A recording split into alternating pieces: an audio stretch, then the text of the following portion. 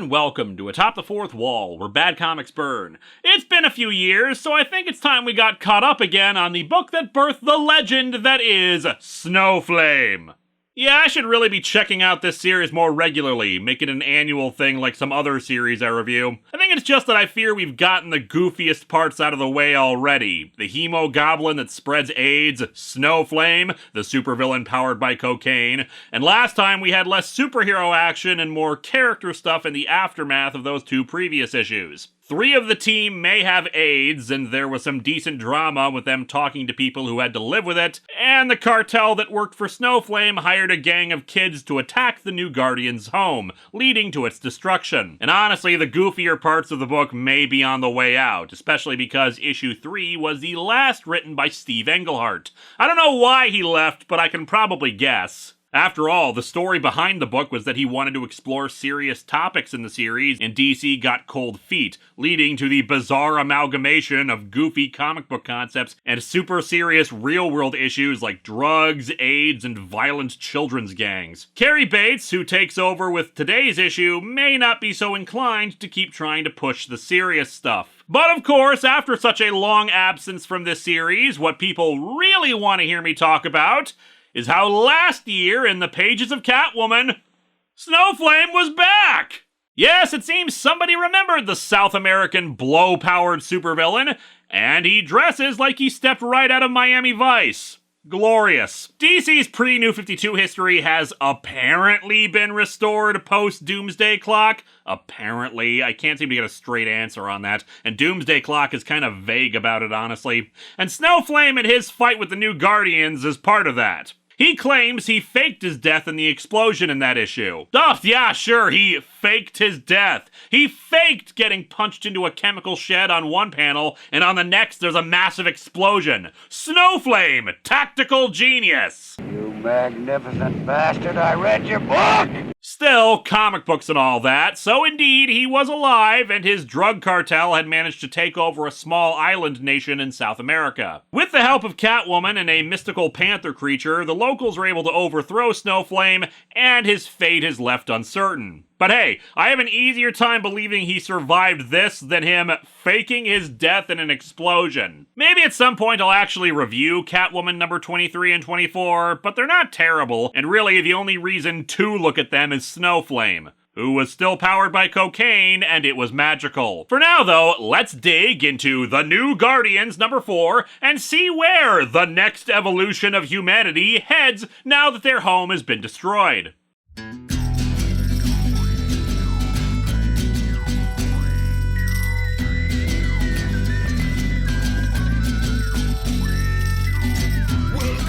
Atop the fourth wall, where bad comics burn.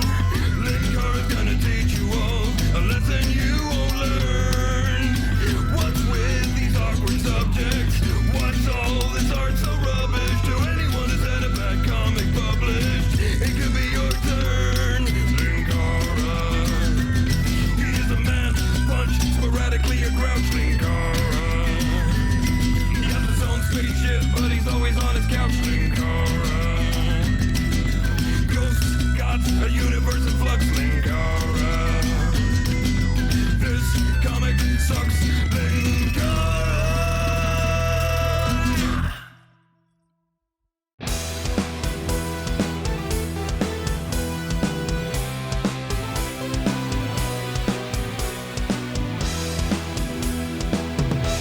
The cover's okay, featuring 3 of the new Guardians being blasted by a shadowy figure in the foreground. I'm a bit iffy on the color balance, the yellows of the 3 characters with the bright pink of the surrounding area. Also, tilting my head a bit that Gloss, the Chinese character, is given a yellow skin pigment next to the Floronic Man and Ram. Oh, yeah, and speaking of the colors, pink laser beams in a pink blast area. Too much pink energy is dangerous. Discovering Japan! I hate to break it to you, but I am pretty sure Japan's already been discovered. We open on Kilowog, longtime Green Lantern supporting character, pushing a hover cart around that has a bunch of Japanese businessmen on it. I stopped going to the store to buy Japanese businessmen, better to Instacart them. And if I ain't making myself clear, I can say it in 34,487 intergalactic languages, including Japanese.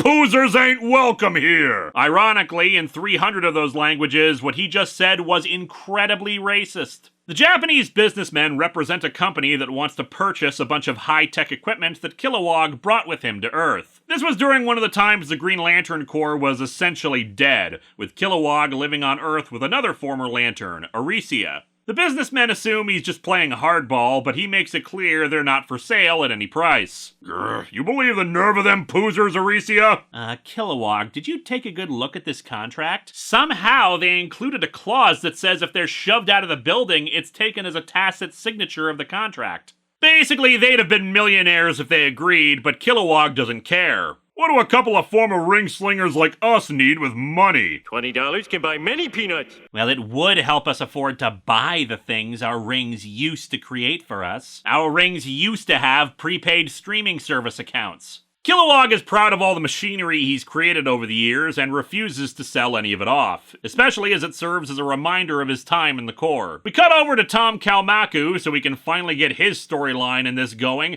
and not just constantly remind people that he exists. He continues to be worried about the new Guardians now that they're homeless. Hey, where's my omelet? Better hurry up, Dad. I can smell it burning. No offense, Dad, but compared to Mom, you really stink in the kitchen. I mean, I'm not sure how you got me a toaster strudel when you were trying to make scrambled eggs, yet here we are. Meanwhile, Tom's wife is at the doctor's office and gets confirmation that she's pregnant. Back with Kilowog, the intruder alarm at his place is set off, leading him to grab a ludicrously oversized weapon. I'm a little more okay with this versus, say, Liefeld doing it because, for one thing, he's an alien, and two, I think that it's like that is supposed to be part of the joke. Especially as Arisia wakes up and says that it's probably just a chipmunk or something that tripped the alarm. Also, I know I really shouldn't judge if anyone actually dresses like this, but what the hell is with Arisia's nightgown that looks like it was taken from a porn parody? Or at least it's a nightgown for someone considerably younger than her. Which is ironic, considering Arisia has controversy around her character because of her age,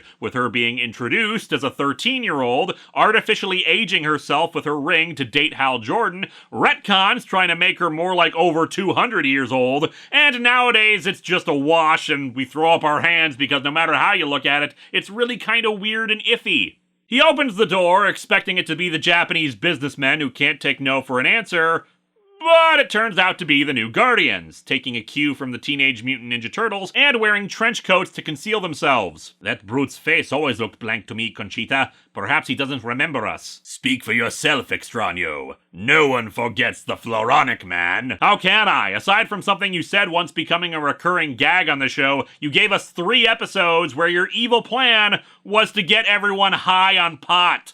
Haroxim Talco! Does anyone know what he said? It's ancient Green Lantern for talcum powder. It loses something in the translation.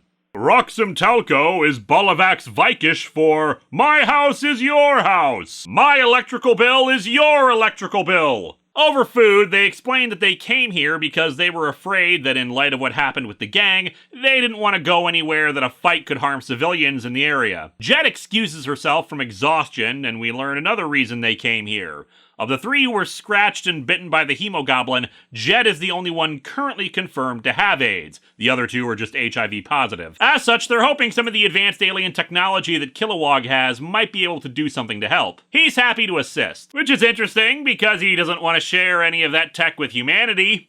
Now, to be fair, the Japanese company is probably not interested specifically in the medical tech, and as we've seen in the real world, companies and individuals will restrict medical technology to the highest bidder anyway, and screw over the people who actually need it. But it feels like Kilowog should be sharing stuff that's potentially helpful to saving lives with the world, even if he just open sources it. And please, no semantic arguments about how, well, we don't know how the tech works, it could be used as a weapon. There is nothing in the comic to suggest that the medical tech can be used like that. As far as we know, the potential uses are nothing but benign, and I'd still be more in favor of ending suffering over potential risks. In the meantime, Kilowog wants to run some tests on the group, especially in regards to their powers, starting with Gloss. Centuries ago, your Chinese ancestors discovered that all human beings got circuits of bioenergy running through their bodies. Turns out inscribed on the pancreas is Intel Inside. He explains that Gloss's powers operate along the same principle as people using acupuncture to tap into the human body's energy. Only in her case, she does it to the earth. And then she overloads his equipment when she channels too much power at once. I am not okay with Japanese businessmen buying up my technology, but A-okay with friends destroying it. Next up is Harbinger. Are you sure you're feeling up to this, Kilowog? Those were some pretty serious burns you received when Gloss's test got out of hand. It only hurts when I grucka. That's going number 3 for my species. Harbinger's test is about invulnerability, measured by shooting various kinds of guns at her. Really wish Gloss had accepted this test after she fried my equipment.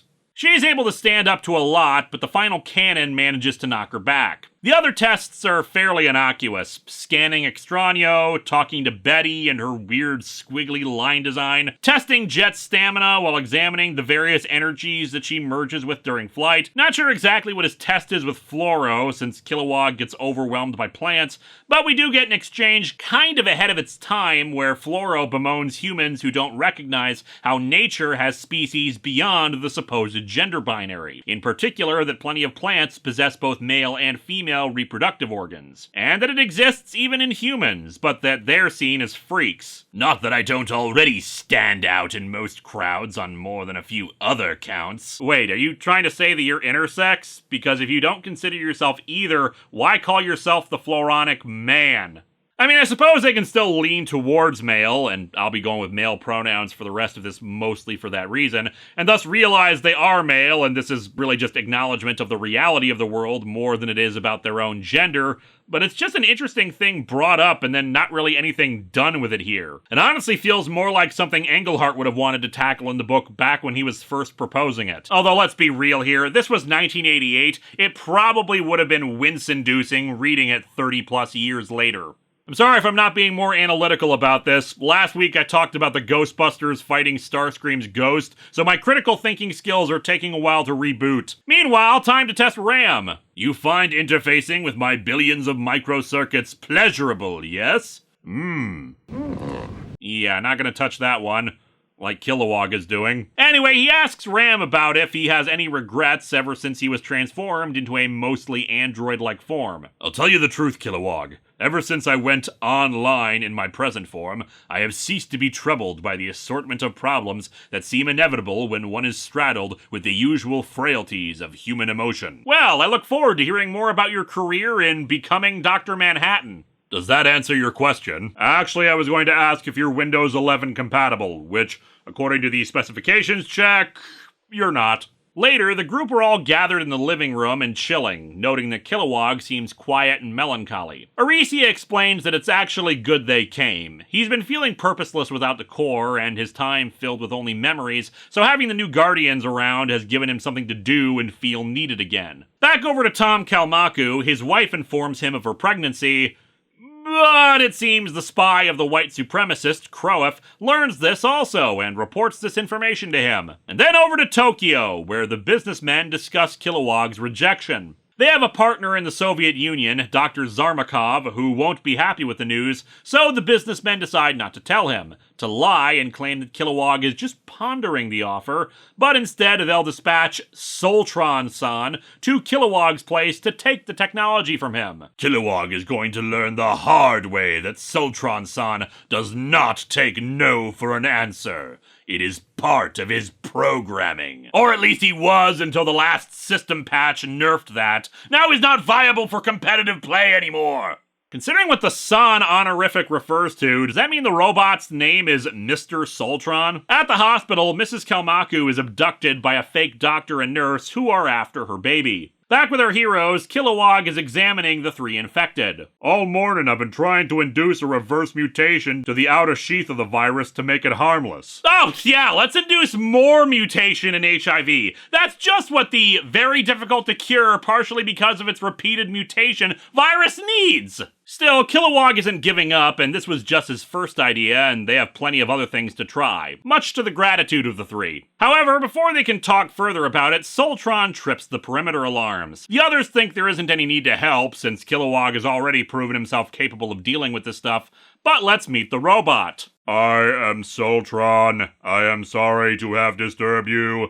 Interfere with my mission and you will be eliminated. If you are eliminated, I apologize for the inconvenience. Gotta admit, some of his design elements kind of remind me of Optimal Optimus from Beast Wars, especially the arms. Anyway, Kilowog fires his big honkin' gun at it, but it survives the blast. Geez, why do the businessmen need his advanced tech when they've already got a robot that can survive a close-range hit from his weapons? I am Soltron. You have interfered with my mission. You will be eliminated. I'm sorry if I mentioned that already. I don't tend to get out very much, and I get very nervous and repeat myself. The thing even has guns in its knees. That's fighting dirty. Use elbow cannons, you coward! It even grabs Kilowog and crushes him, knocking him out and then tossing him away. It seems to think that it killed him. Soltron is a pretty impressive killer robot. Though Neutro would still kick its ass, I don't see Soltron riding a whale.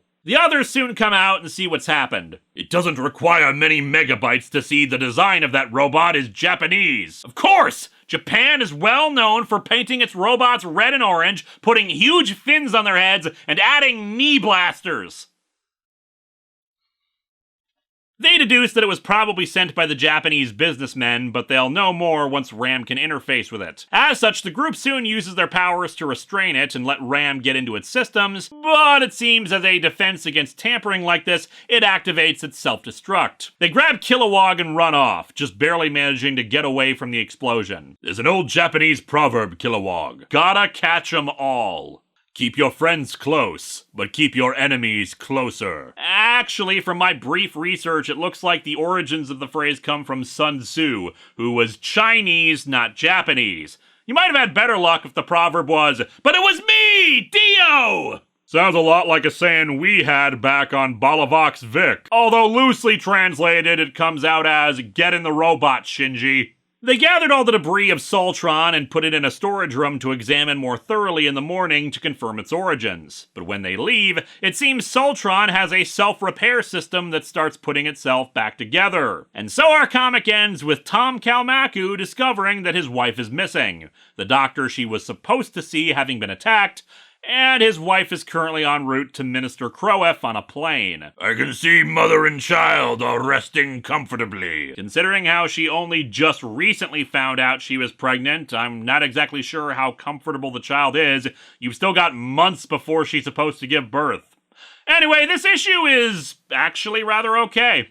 Like I said before, the absolute goofiest aspects of the New Guardians seem to be behind us with the change in writer. Sure, they were attacked by a Japanese robot sent by businessmen trying to steal alien technology, which is indeed a bit on the wild side. But after Snowflame and the AIDS vampire and Los Locos blowing up their home, this feels just a bit more subdued. The characters just recovering from the events of the last few issues while having a pretty minor fight. It's almost more like a reintroduction to the characters to show their powers, and maybe start some development for Ram and Floro. Plus, it actually starts advancing things with Tom Kalmaku, who up to this point has basically just been a minor character who shows up every issue to say, "Yep, things kinda suck for the New Guardians. Anyway, what's for dinner?" The artwork is perfectly fine, nothing really of interest to say. It's just overall an okay issue for a book that started much more bizarrely. Next time, however, we venture back into the schlock. Last year, we examined 2 books from Solson talking about ninja stuff, so let's see an actual story about them with Codename Ninja.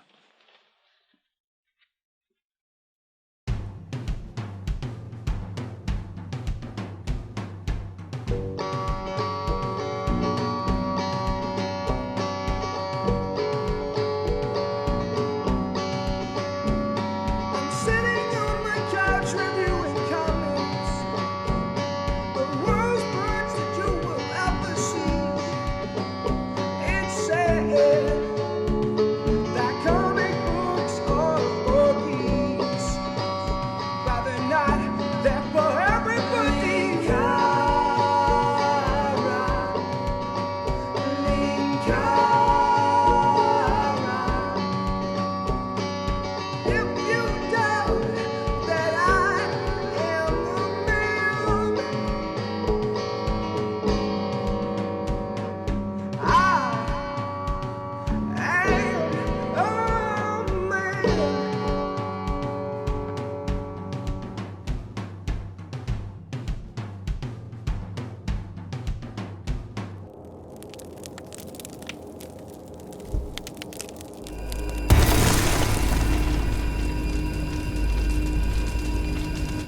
There's an old Japanese proverb, Kilowog. In the name of the moon, I will punish you.